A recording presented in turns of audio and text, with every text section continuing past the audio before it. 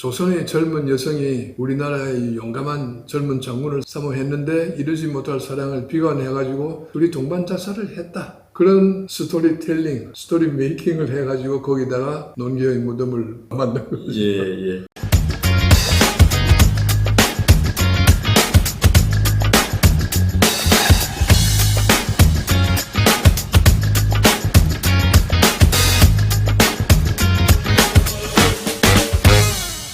네, 이사장님, 안녕하세요. 안녕하십니까. 네, 반갑습니다. 반갑습니다. 예, 저희들이 11월 초에 동국대에서 일본 후쿠오카와 나고야 성 주위를 다녀왔지 않습니까? 네.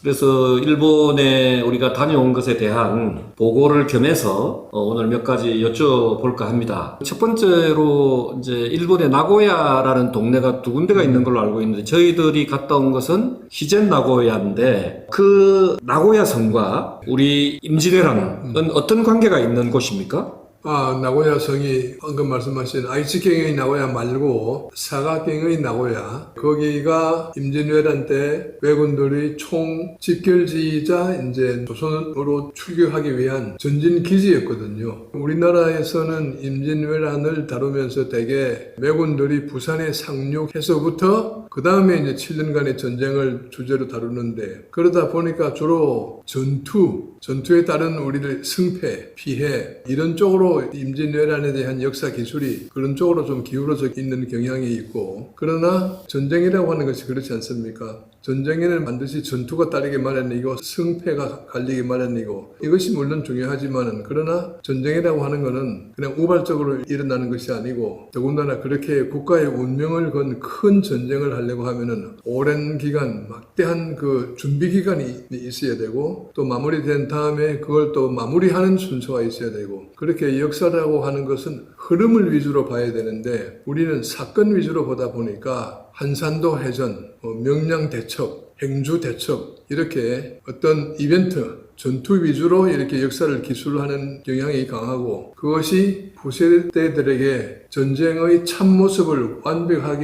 완전하게 가르치는데 좀 부족하다 이거지요. 그래서 저희 예해연구소에서는 부산 상륙 이전의 역사도 규명을 해야 된다. 그래가지고 일본이 임진왜란을 일으키기 위해서 얼마 동안 어떻게 얼마나 준비를 했는가, 그 전진기지인 나고야성을 한번 직접 서베해 봄으로써 임진왜란의 전모를 파악하는데 독자들에게, 청중들에게 더 편의를 주자 하는 취지에서 갔던 것 아닙니까? 물론 그 나고야 성은 이미 에도 시대에 들어와가지고 전쟁은 끝났다, 이제는 그 사람들의 행정구역을 다 바꿨지 않습니까? 일현 일성 위주로 나머지 성은 다 파각시켜버리라, 그렇게 해가지고 그 나고야 성, 당시에는 오사카 성 다음으로 거대하고 큰 성이었던 그 자취가 다 없어져 버리고 지금은 조그만 박물관이 하나 남아 있어가지고 그나마 일본의 양심을 대표한다 할까요? 우리가 죄 없는 조선을 침범하는 것은 역사적으로 큰 잘못이었다, 반성해야 된다 하는 그러한 뜻을 가지고 있는데, 이러한 움직임을 좀 더 실감 있게 알아보기 위해 가지고 나고야 성을 갔던 것이죠. 예, 나고야 성은 어쨌든 임진왜란을 일으키기 위해서 토요토미 히데요시가 성을 쌓게 했고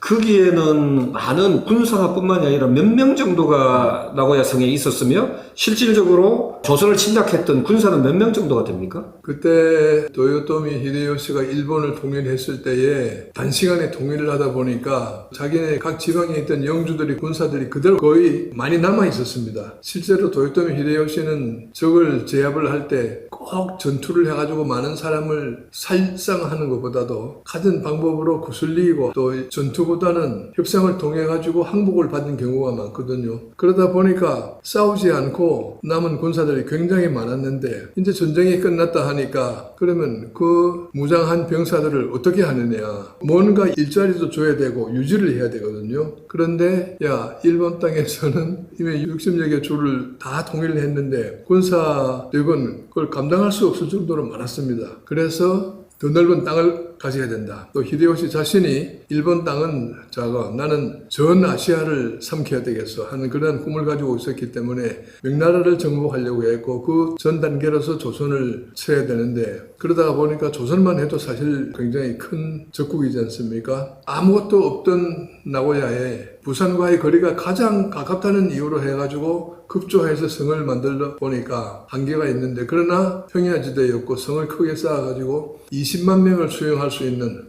불과 1년도 안 되는 사이에 아무것도 없던 조그만 어항에서 20만 명을 수용하는 거대한 그 침략 기지를 만들었던 것이지요. 그 중에서 물론 창칼을 든 군인이 주였지만은 또 그 군인들을 먹여 살리기 위한 장사꾼, 농꾼 많은 인력이 또 필요했겠죠. 어쨌든 그 숫자가 군사 및 군수 지원군까지 합쳐가지고 20만 명 그리고 실제 현해탄을 넘어서 조선의 도해 바다를 건너온 군사는 1차 때 임진왜란 때에 16만 그리고 정유재란 때에 14만 그리고 그 중간에 왔다 갔다 이제 철수하고 또 교대 병력이 그건 또 굉장히 많았죠. 어쨌든 그 규모가 최소 20만 명을 수용하는 그러한 신군사 도시였었지요. 네, 예, 잘 알겠습니다. 그리고 저희들이 그 구마모토 성도 다녀왔는데 구마모토 성과 임진왜란은 어떤 관계가 있습니까? 임진왜란과 구마모토 성의 직접적인 관계라기보다도 구마모토 성주였던 가토 기요마사가 이제 도요토미 히데요시하고 개인적으로는 인척 관계에 있는데 가장 아주 총애하던 참모라 할까 휘하 장수였죠. 그 가토 기요마사가 이제 조선 침략 제2군 사령관으로 고니시 유키나가하고 같이 경쟁을 하면서 조선을 침략을 해왔는데 어쨌든 고니시 유키나가가 주화파로서 가급적이면은 할 수 없이 조선 땅을 침략은 하지만은 이거는 잘못된 전쟁이다. 강화를 해야 된다 해가지고 계속 싸우면서도 강화를 주장한 데 비해 가지고 가토 기요마사는 젊은 혈기에 도요토미 히데요시로부터 야, 이 작전이 성공하면은 너에게 중국 땅 20개 주를 주겠다. 중국 땅 20개 주라 그러면은 중국 땅 400개 주면 20분의 1이니까 일본 땅 전부보다 더 큰 거거든요. 그러니까 완전히 간이 부었던 것이죠. 야, 이 전쟁에서 자기가 공을 세워가지고 특히 제일 큰 공은 조선 왕을 체포하는 건데 자기가 불행히도 1군은 아니지만은 2군이었지만은 불과 며칠 상관으로 좀 한 발 늦게 출발은 했지만은 빨리빨리 쫓아 올라가서 한양을 1차적으로 점령하고 선조 임금을 체포를 하면은 자기는 이제 제1공신이 되는 거니까 미친 듯이 포로 붙잡고 무슨 뭘 하고 하는 것도 없었어요. 그냥 진격 죽여 하는 식으로 해서 와가지고 하여튼 그랬는데 한 발 늦어가지고 한양 1차 점령을 못하고 왜냐하면 선조가 몽진을 갔기 때문에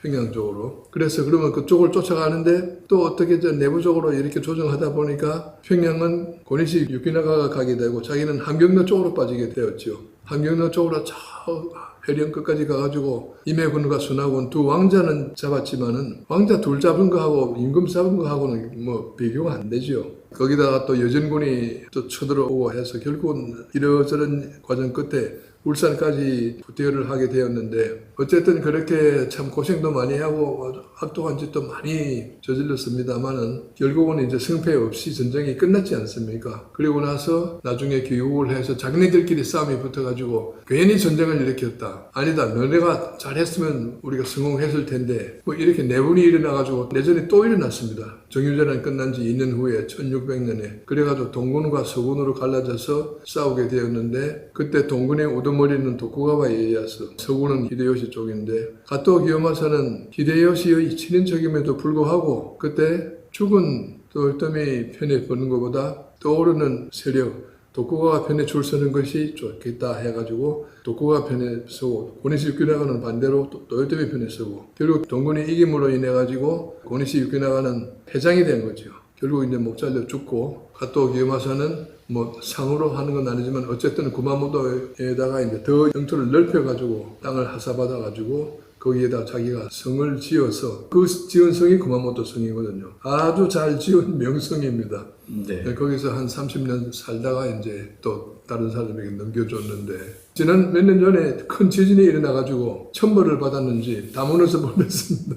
예. 이사님, 그래서 이제 구마모토 성과 가토 기요마사의 어떤 관계는 방금 설명을 잘 들었고요. 이번에 이제 갔을 때 논개 무덤을 갔지 않습니까? 네. 논개 묘를 봤는데 사실은 잘 알다시피 논개는 제2차 진주성 전투에서 일본의 외장을 소위 의암이라고 이야기하는 진주 촉성로 쪽 아래에 있는 그 난강 위에 있는 그 바위에서 가락지를 열 손가락에 끼고 같이 동반 자살한 걸로 알고 있는데 어떻게 일본에 논개의 이 묘라고 하는 게 딱 있는지 그 어떤 스토리가 있는지 좀 말씀해 주시죠. 네, 정말 이 논개가 논개 해서 안 됐지만 본래 주논개인데 주논개의 고향은 전라도 장수란 말입니다. 장수에 태어난 여자가 어쨌든 조선 여자인데 죽었으면 조선 땅에 묻혀야지. 그 무덤이 우리 가보니까 실제 거기에 준원계의 묘가 있었지 않습니까? 이것이 역사의 참 아이러니인데 제2차 진주성 전투에서 준원계의 남편 최경해, 지금으로 말하면 진주방어사령관이지요. 죽었지 않습니까? 준원계가 남편의 뒤를 따라서 자살을 하려고 하다가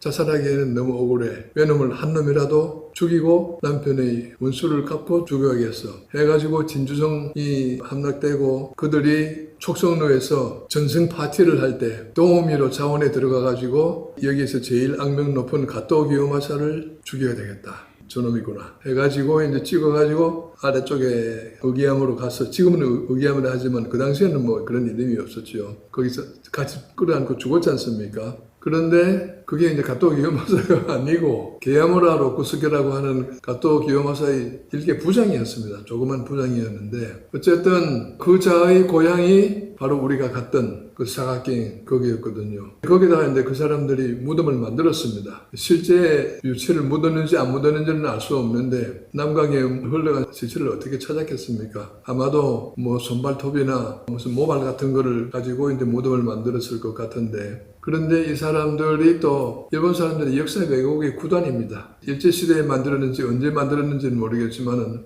조선의 젊은 여성이 우리나라의 용감한 젊은 장군을 사모했는데 이루지 못할 사랑을 비관해가지고 둘이 동반 자살을 했다. 그런 스토리텔링, 스토리 메이킹을 해가지고 거기다가 논개의 무덤을 만든 거죠. 예. 저희들도 깜짝 놀랐지만 어쨌든 참 역사 왜곡의 달인이다 이런 생각을 했고 마지막으로 한 가지만 더 우리가 여쭙고 싶은 부분이 같이 저희들이 이제 갔을 때 조선 사람으로서 일본에서 신의 경지에 오른 이삼평 도예의 신이 있지 않습니까? 그래서 신사까지 갔다 왔는데 이삼평이라는 분과 임진왜란과 관련된 내용도 좀 설명을 해주시면 좋겠습니다. 일본 사람들이 임진왜란이 일어날 때만 해도 독일은 만들었는데 자기를 만들 재주가 없었습니다. 그런데 이 전쟁을 하면서 도공들을 포로로 많이 잡자 하는 그 목표를 애초부터 세우고 왔어요. 그래가지고 가면은 이제 도자기 터에 가가지고 이제 도기도 물론 약탈해 오지만은 도공을 포로로 잡는 것이 이제 이거다. 그 남은 동네에 가가지고 이제 이삼평을 잡은 거지요. 몇 사람을 잡았는데 그래가지고 우리가 갔던 이즈미야마에다가 이제 여기서 살면서 1년에 얼마씩만 들어서 다이묘한테 상납하고 또 우에도 상납하고 뭐 이렇게 이제 할당을 줬는데 이삼평이가 도기를 만들면서 이제 자기는 또 어떤 예술가로서의 도공의 정신이라는 게 있지 않습니까? 자기를 만들어야겠다. 근데 자기를 만드는 흙은 또 조금 다른 거기 적당한 흙이 있어야 되는데 돌고 하다가 이제 잡혀간 지 18년 동안 고생하다가 그 덕지를 발견했습니다. 그것이 이즈미야마거든요. 이즈미야마를 이제 깎아가지고 거기서 이제 그 흙을 가지고 자기를 만들어서 위에다가 이제 납품도 하고 그때 마침 파리에서 열렸던 만국박람회에 출품해가지고 일본에 크게 명예와 부를 안겨줬지요. 또 남쪽에 심수관도 있었습니다만 특히 이삼평은 그 지역 사람들로부터 신으로 추앙을 받았습니다. 그래서 신사를 만들고 또 동상도 만들고 탑도 만들고 우리 가보지 않았습니까? 조선에 있으면은 조선은 사농공상의 계급사회가 돼가지고 글쟁이들이 최고고 공상은 이제 제일 아주 천한 천민 대우를 받았는데 일본에서는 신으로 숭상을 받았는 거지요. 나중에 이제 전쟁이 끝난 다음에 삼행대산이 또 뭐 우리나라에서 통신사들을 보내가지고 외교교섭을 시작하기 전에 포로들을 다 보내라. 도공들을 보내라. 도공들이 자기 발로 안 오겠다 이겁니다. 그때 이미 일본에서는 그런 기술 기술자들이 우대를 받는다. 나중에 진짜 신으로 이제 우대를 받고. 그래서 지난 2016년에 이산평 자기개발 400주년 기념식도 거창하게 했었습니다. 우리나라가 가지고 있는 산업공상에 대한 그 인식, 또 일본 사람들이 가지고 있는 실용적인 사고방식의 큰 차가 거기서 또 하나 보이는 거죠. 네, 알겠습니다. 어쨌든 저는 이번 그 일본 후쿠오카와 그 히젠 나고야성 같이 역사 탐방을 하면서 느꼈던 것은 특히 이제 나고야성에 가니까 성터만 있었지 그 화려했던 20만 명이 있었던 성은 없었지 않습니까? 그래서 제가 전반적으로 느꼈던 소회의 핵심은 이 과거에 그런 시조도 있습니다만 산천은 우구하되 인걸은 간대없네 그랬는데 제가 이번에 느낀 것은 산천도 우구하지 않고 인걸 또한 간대 없을 수밖에 없더라 해서 그런 느낌을 받았습니다. 그래서 지금 이제 마지막 건배사는 영원한 것은 하면은 없더라로 해주시면 감사하겠습니다. 영원한 것은 없더라. 없더라.